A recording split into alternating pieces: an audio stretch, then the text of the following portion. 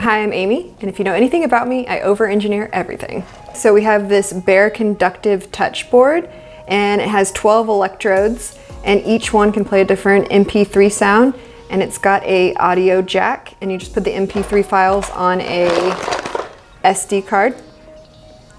So instead of just making a simple little piano or audio player, I figured to make it interactive with my new Lego wall. The Bare Conductive's touchboard kit comes with the touchboard, the electric paint, or you can use a copper paint, and some instructions. We're not going to use those. First things first, we need somewhere to kind of like store our little speaker. This looks about right, so I'm just going to make a little shelf for the speaker. Tomorrow will be done. The same flower that smiles today, tomorrow will be done. All right, now I just need somewhere for your touchboard to go. Make sure you still have power. You can just use a standard micro HDMI and plug it into a wall, or you can use a JST for a battery pack. So now we're going to actually do some of the traces with the Bare Conductive paint and the copper tape. So when you touch different pieces on the Lego board, it will make different sound effects. There's a saying that I don't always test my code, but when I do, it's in production.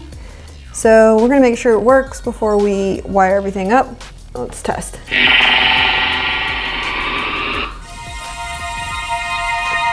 All right, everything works. Cool. So this is just a braided copper conductive tape, nothing fancy. Make a good engineer's accurate measurement. That looks about right.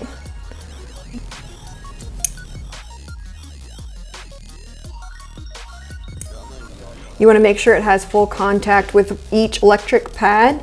You don't want to overcross them and have any of them touching. So now whenever you touch this Lego piece up here, it will carry the current and it will actually play the sound that is on the electrode that it's attached to. Just make sure you don't have any other metal pieces crossing this because it will interrupt the sound. So you can't come in here and try to make your other sound and go over like this. Won't be happy. We're gonna paint this on one of the electrodes here, and we're gonna have it come up and come over. It's really nice because you don't have to worry about doing any soldering. And it's also flexible when it dries, as well as, I guess, non-harmful. You can use it on paper, plastic, textiles, electronics, Lego wall. As you can see here, you want to make sure that when it comes out, the paint is black. This is actually just acting like a solder. So you want to make sure you have a good connection.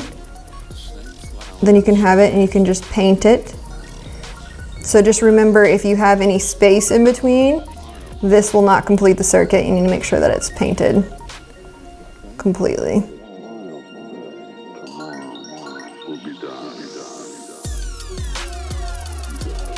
Nice thing too is you don't have to think just in a flat 2D space. As long as it's touching this, we can make any shapes or objects that come off the Lego wall. So this is just gonna be a little hook. So, and since this metal key ring is my actual current, when I come in here and put this on here, it should activate the sound.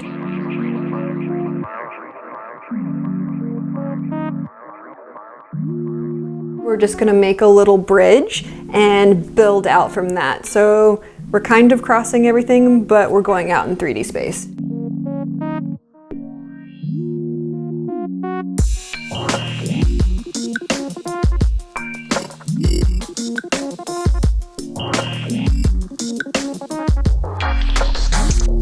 You can start to tell when it dries that it's got a matte finish to it.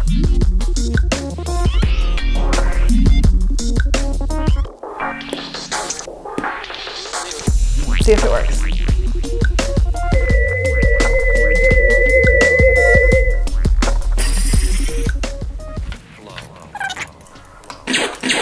Should work here as well. Cool, all right. Freaking works, that's pretty cool. The cool thing about this touch board is that you can have a micro USB to it, so it can be portable. You can attach a regular just headphone jack to it for an audio out speaker. some simple bare conductive paint, and you don't have to think just in this 2D space. You can come out and do 3D like we did, or add it to some props, or, you know, add it to, Boba Fett, pew, pew, pew.